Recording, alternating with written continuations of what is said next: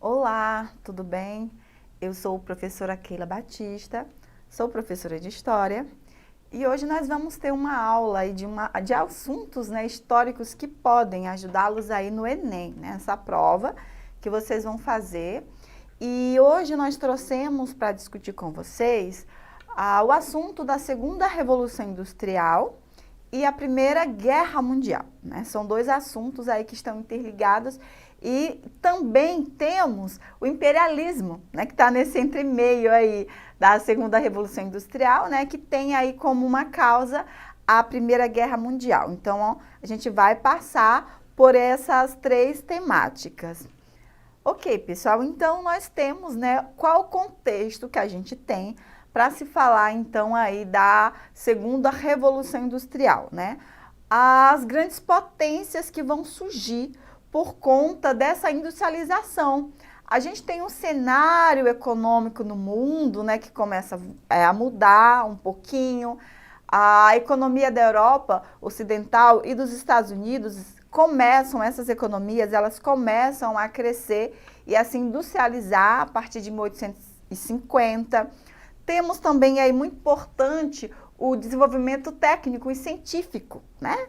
Muitas pesquisas, muitas descobertas que vão dar aí um tom a esse processo.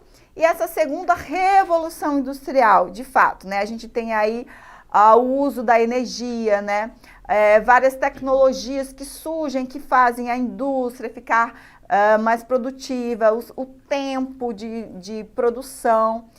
E também nós temos aí, que muito interessante, a questão do capital, que a gente tem aqui a junção desse capital bancário, né, dos bancos, mais o capital industrial.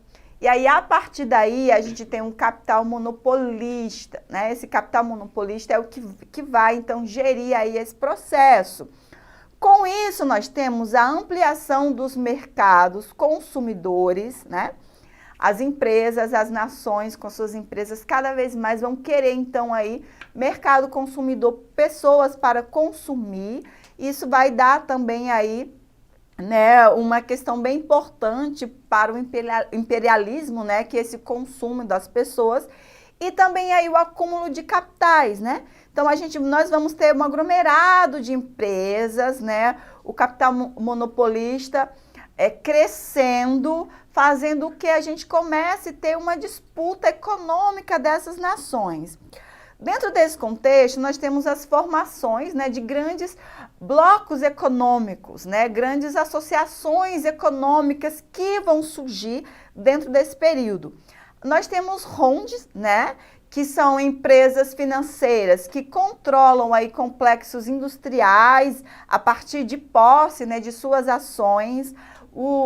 Trusts, né, que a gente chama, que são empresas que absorvem seus concorrentes, controlando a produção, o preço e dominando, então, o mercado. E os cartéis, né, o cartel, que seria a empresa de um mesmo ramo que se associam para evitar concorrência, né, dividindo, então, os mercados. Então, nesse cenário, nós temos, né, essas empresas maiores que vão comprando as menores, né?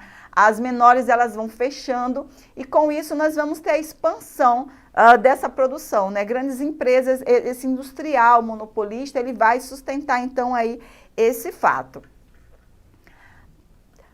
Dentro desse contexto, é muito interessante que a gente foque no neocolonialismo, né? Que fazendo uma comparação ao colonialismo, esse novo colonialismo, que vai se expandir para outras terras, porque as nações europeias, elas estão agora se industrializando muita produção, né? Precisa de mercado consumidor, precisa de matérias-primas, principalmente, né? Principalmente nesse cenário, E dentro desse contexto, as nações, né, elas estão naquela política de proteção, né, das suas economias. O mercado, o consumidor, eles restringem, né, a produtos estrangeiros de outras nacionalidades. Então, as nações, elas começam a ir para essa corrida, né, por novos consumidores, né, matéria-primas novas para abastecer, então, essa indústria. E aí a gente tem o neocolonialismo, que faz essa alusão ao colonialismo. Só que aqui, nesse neocolonialismo no século XIX, a gente tem essa diferença aí com o século XVI, algumas questões, principalmente aí a área de dominação, porque a gente tem o continente americano, né, na colonização, né, do século XVI. E no neocolonialismo, lá no XIX, a gente tem a África, a Ásia e parte da Oceania. A gente tem aí a diferença da fase do capitalismo, né, mercantilista, aí século XVI, o capitalismo financeiro monopolista, industrial, no XIX, os objetivos também, né, que são interessantes.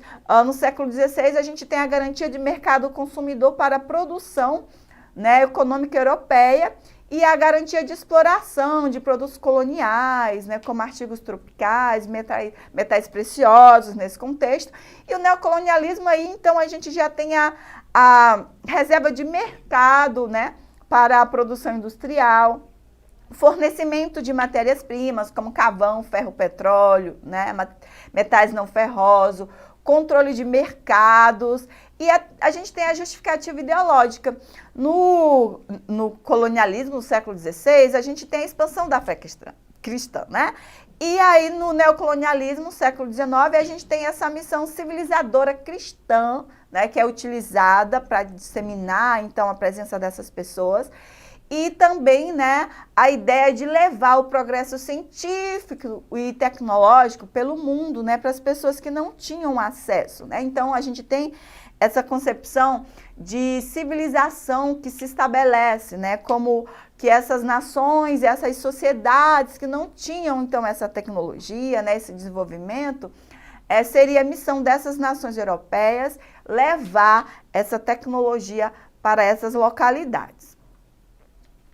E aí, né, um pouquinho também dessa ideologia, a gente tem essa missão civilizadora que eu falei para vocês, né, de levar o progresso para o mundo, a essas áreas onde ele não tinha chegado. Só que é interessante que dentro dessa ideologia, a gente tem o que a gente chama de o fardo do homem branco, né? O que seria esse fardo, né? Seria o homem branco levar, além dessa ideia, né, de difundir o progresso, uma ideia de superioridade racial, né? Que nós estamos falando do continente africano e do continente asiático e parte da Oceania, e principalmente o continente africano.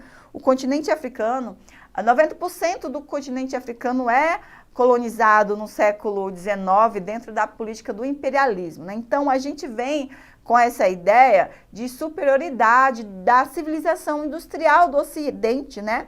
Que estava aí fundada em aspectos como as características biológicas da raça branca. Aqui também a gente tem a questão, né, do racismo científico também, que vai legitimar, né, a invasão desses espaços, vai trazer essa ideia de que as pessoas dessas localidades eram inferiores, né? O racismo científico também, né, ele vai ser muito forte dentro dessa perspectiva.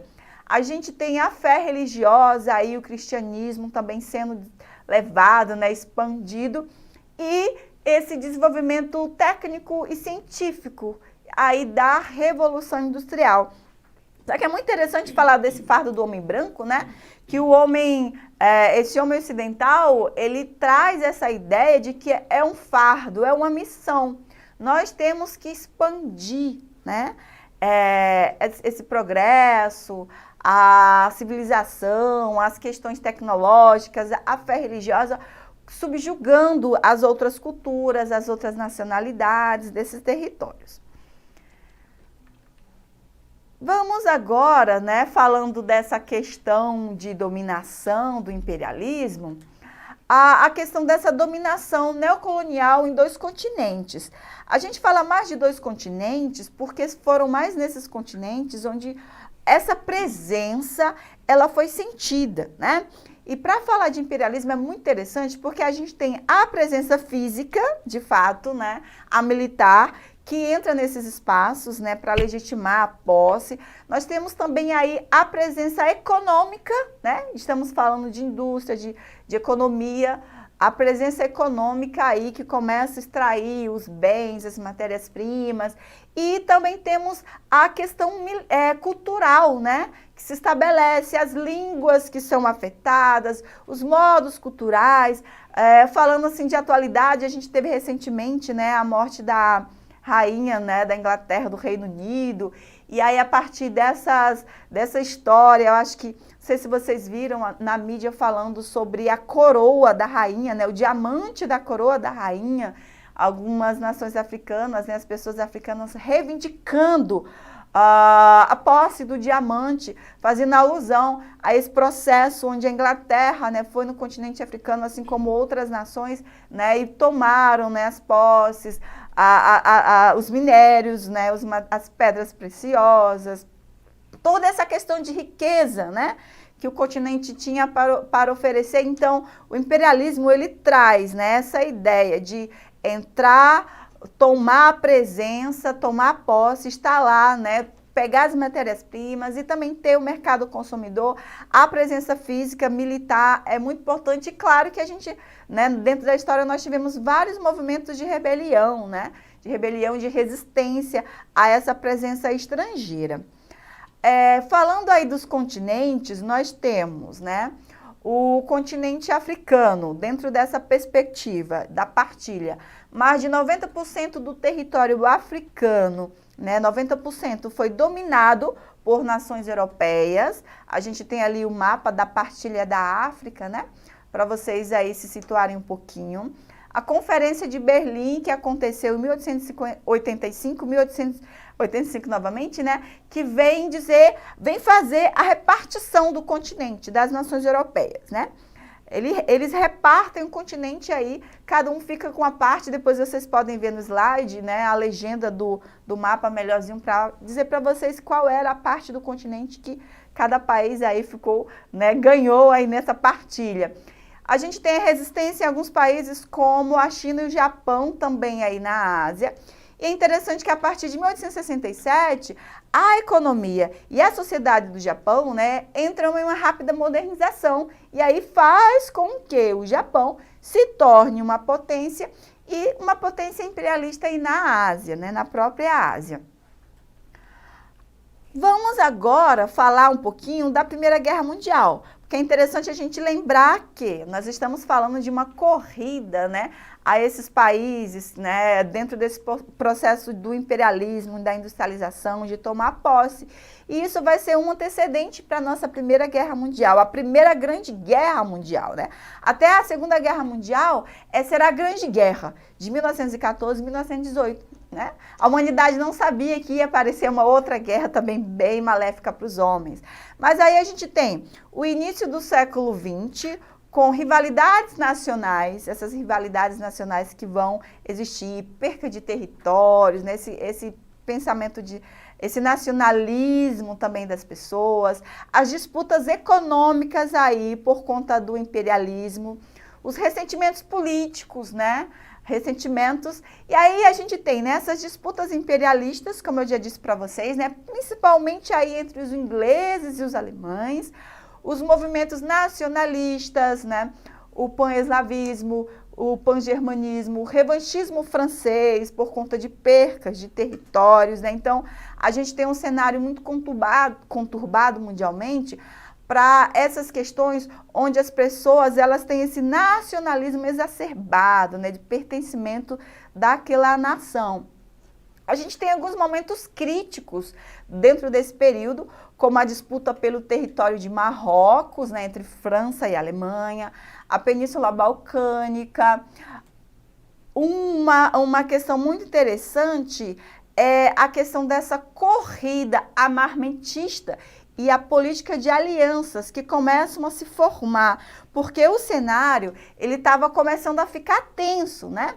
Por conta dessas disputas, dessas rivalidades. Então, as nações, elas começam a se armar Ao mesmo tempo, elas passam também a fazer alianças, né? Essas alianças políticas, para caso acontecesse alguma coisa, né, elas terem aí a sua ajuda, o seu suporte. E esse período, ele é conhecido como paz armada. Porque nós temos um período de paz, né, paz, mas ao mesmo tempo as nações estão se armando. Então, né, é uma paz armada que não vai durar muito tempo. Como é que se formam essas alianças? A gente tem a Tríplice Aliança, onde nós vamos ter a Alemanha, o Império Austro-Húngaro e a Itália, e a Tríplice Entente, Inglaterra, França e Rússia. Bem interessante que tem outras nações também, e outras nações mudam de lado, assim como a Itália também, que ela vai depois mudar de lado nesse cenário. Essa grande guerra que acontece, né, ela tem o estopim, né, com o assassinato do arquiduque Francisco Ferdinando, ele seria o herdeiro do trono austro-húngaro. E a partir desse assassinato a gente tem um efeito dominó, visto que as nações estavam se apoiando por conta das alianças, né? A partir desse atentado a gente tem as nações que começam a defender uma a outra, a gente começa, né, ter essa declaração de guerra. E é muito interessante que dentro desse período, como nós estamos falando desse nacionalismo das nações, a notícia da declaração da guerra, ela foi celebrada por muitas pessoas, por multidões reunidas em praças. Aqui a gente tem na imagem, né, em Berlim, a população fazendo a celebração, né, do anúncio da guerra, das pessoas entrando na guerra, da nação entrando na guerra. Interessante que aí depois a gente vai ter um saldo bem complicado, né, para uma população que estava bem, assim, comemorando, celebrando um fato. E como a gente disse, né, a humanidade até então não tinha conhecido uma guerra tão grande, com proporções tão grandes, e aí depois a gente vai ter um saldo bem difícil também. Quando se fala de Primeira Guerra Mundial, nós temos algumas fases, né, algumas fases que os historiadores eles definiram para se entender melhor como se dá esse conflito. A primeira fase seria de 1914 a 1915, que ela é marcada pela intensa movimentação das forças, né, beligerantes, né, as forças bélicas, que elas começam a tomar espaços, invasões a territórios. Então, a gente tem essa fase marcada pela movimentação, né? Uma nação se movimenta, a outra também se movimenta, uma toma espaço em uma localidade, a outra também vai tomando. E aí a gente tem mais ou menos esse ano dessas movimentações.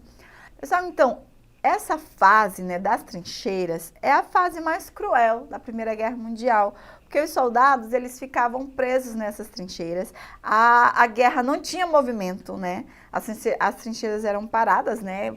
Tinha um pouquinho movimento e eles viviam nessas condições, né? Então, é a maior parte da guerra, o maior tempo da guerra é essa fase da trincheira, né? Dessas trincheiras. Tanto que os relatos de soldados depois, eles se referem a esse período assim como um período bem triste, né? Bem desolador, bem desumano, porque eles dormiam nessas trincheiras, ficavam com ratos, com insetos, né? As intempéries do meio ambiente, a chuva, né? Então, assim, as trincheiras, né, é um relato, né? É um período da guerra muito desumano dentro dessa perspectiva. Pessoal, aí nós temos a terceira fase, né? Que é a última fase, de 1917 a 1918. Que essa fase, né, ela é bem importante para a guerra, porque é aí onde a gente vai ter a entrada de alguns países e também a saída de outros países, né, que vão definir, então, de fato, o rumo aí da guerra. O que essa guerra traz, né? Ela traz muita destruição e algumas mudanças também, né? Novas armas são utilizadas aí, os tanques, né, metralhadoras, lancha-chamas, explosivos. O que é interessante também é que pela primeira vez na história, né, aviões e submarinos, eles são utilizados aí como recursos, né, para guerra, recursos militares aí, possibilitando então o aumento, né, dessa devastação, dessa destruição. E a história diz, né, alguns historiadores estimam que a guerra tenha provocado um total de aproximadamente 10 milhões de mortos e 30 milhões de feridos. Então, aí a gente vê como a Europa ela ficou bem devastada depois desse período aí da Primeira Guerra Mundial.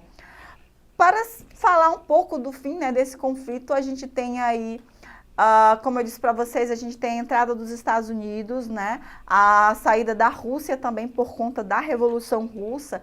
É muito interessante que possibilita aí, então, a mudança desse cenário. Nós temos a Conferência de Paz de Versalhes, né, que é feita em Versalhes, onde a Alemanha, então, ela se torna, né, a principal culpada pela guerra, né? A Alemanha, então, vai ter duras penas, que ela vai ter que restituir, né, questões retiradas de algumas nações, ceder territórios, ceder algumas questões também legítimas, entregar, pagar indenizações, reduzir aí o seu exército, né? O povo alemão é um povo era um povo, né, muito militar, então a Alemanha tem que reduzir o seu exército. Então essas questões vão causar, né, uma ideia de revanchismo, de fato, nos alemães para a Segunda Guerra Mundial, né? E aí a gente tem o apoio financeiro e material dos Estados Unidos a partir de 1917, né, que vai ser importante para essa vitória da Entente. E o governo alemão ele assina um armistício, né, com essas condições de desvantagem para os alemães aí. Claro, né, que eles não vão receber isso de bom grado. E aí nós temos a Liga das Nações, em 1919, que surge, né, nessa ideia de preservar a humanidade para que uma guerra naquela proporção não volte a acontecer novamente. Só que a gente sabe que a Liga das Nações ela não foi tão efetiva assim, porque nós tivemos, de fato, outra guerra. Só falar um pouquinho rapidinho aqui para vocês sobre os Estados Unidos, né? Que nesse período do final da Primeira Guerra Mundial, os Estados Unidos, então, ele começa a emergir como uma grande potência mundial, né? A gente tem aí uma propaganda falando da prosperidade dos Estados Unidos, que mostra esse jeito de viver norte-americano, né? Esse clima de prosperidade que a gente tem no século XX, no início do século XX aí nos Estados Unidos, e vai fazer toda a diferença, né? Para que a gente tenha os Estados Unidos aí como uma grande potência mundial até hoje. No segundo Congresso Internacional de Ciências Geográficas, em 1875, aqui compareceram o presidente da República, o governador de Paris e o presidente da Assembleia. O discurso inaugural do almirante La Roussière-Lenoir expôs a atitude predominante no encontro. Cavalheiros, a providência nos ditou a obrigação de conhecer e conquistar a terra. Essa ordem suprema é um dos deveres imperiosos inscritos em nossas inteligências e nossas atividades. A geografia, essa ciência que inspira tão bela devoção e em cujo nome foram sacrificadas tantas vidas, tornou-se a filosofia da terra. Esse texto aí, né, é do Eduardo Said, do livro Cultura e Política.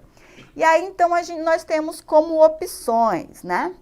No contexto histórico apresentado, a exaltação da ciência geográfica decorre do seu uso para o quê, pessoal?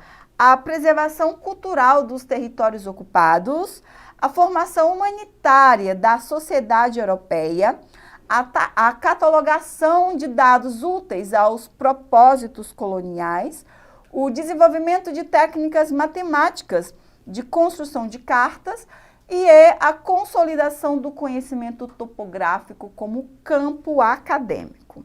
E aí, então, qual seria, né, a nossa alternativa correta dentro dessas questões apresentadas, dentro dessas opções apresentadas?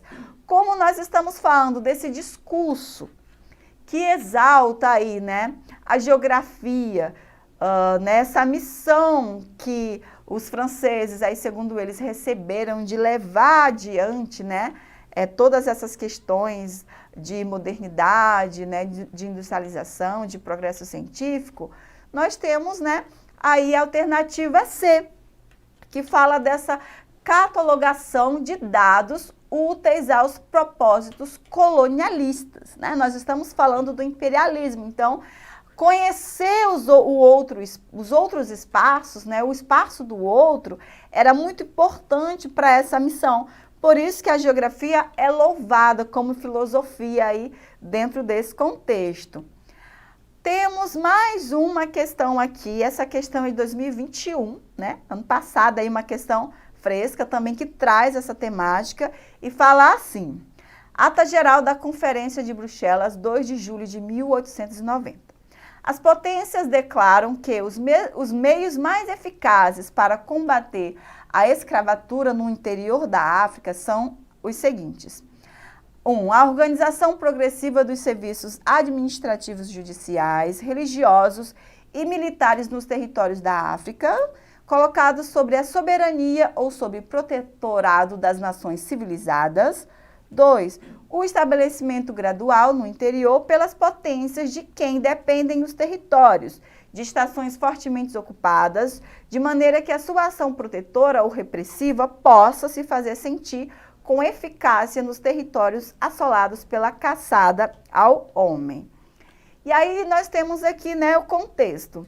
Nesse contexto da colonização da África do século XIX, o recurso ao argumento civilizatório apresentado no texto buscava legitimar o estabelecimento de governos para a constituição de estados nacionais, submissão de espaços para alterar as relações de produção, delimitação de jurisdições para bloquear a expansão capitalista, defesa do continente para encerrar as contínuas guerras civis e reconhecimento da alteridade para preservar as práticas tribais. E aí, pessoal, qual seria a alternativa correta, né? Questão fresquinha do ano passado aí acerca do imperialismo. A gente tem aqui, dentro desse contexto, a submissão de espaços para alterar as relações de produção. Lembrem vocês, estamos falando, né, do imperialismo, que tem essa política econômica. E claro que quando chega outra forma, né, de economia no local, as relações de produção, elas acabam sendo modificadas, elas acabam sendo afetadas, né? Então, a gente vem dentro dessa submissão desses espaços para que essas relações, elas fossem modificadas, essas relações de produção. Falando aqui da Primeira Guerra Mundial, questão do Enem, uma questão de 2009, aí sobre a Primeira Guerra Mundial. Vamos lá. A primeira metade do século XX foi marcada por conflitos e processos que a inseriram como um dos mais violentos períodos da história humana. Entre os principais fatores que estiveram na origem dos conflitos ocorridos durante a primeira metade do século XX estão a crise do colonialismo, a ascensão do nacionalismo e do totalitarismo, b. o enfraquecimento do Império Britânico, a Grande Depressão e a corrida nuclear, c. o declínio britânico, o fracasso da Liga das Nações e a Revolução Cubana, d. a corrida armamentista, o terceiro mundismo e o expansionismo soviético, e a Revolução Bolchevique, o imperialismo e a unificação da Alemanha. E aí, pessoal, essa questão, né, ela trata do começo, né, aí do século XX, né, dessa primeira metade do século XX.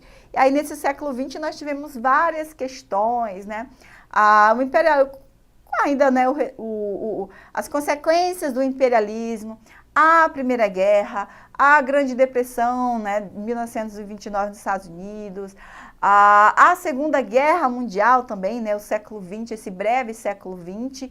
E aí, qual seria a alternativa que melhor contempla, então, aí, esse processo, né, dessa mudança na história, que vai mostrar esse lado mais violento da história humana? A gente tem, então, acho que vocês já imaginaram, né, como alternativa correta, a letra A, porque a gente tem a crise do colonialismo, a ascensão do nacionalismo, lembram lá do nacionalismo das nações, agora esse nacionalismo exacerbado de várias nações europeias, e também aí o totalitarismo, né, que a gente vai ter aí no entremeio dessas grandes duas guerras, ok? Pessoal, então, Essa foi a nossa aula de hoje. Espero que vocês estudem mais, se aprofundem mais na temática. Não esqueçam de acessar aqui a nossa plataforma para que vocês tenham acesso a esse material e ao material de outras aulas. Até!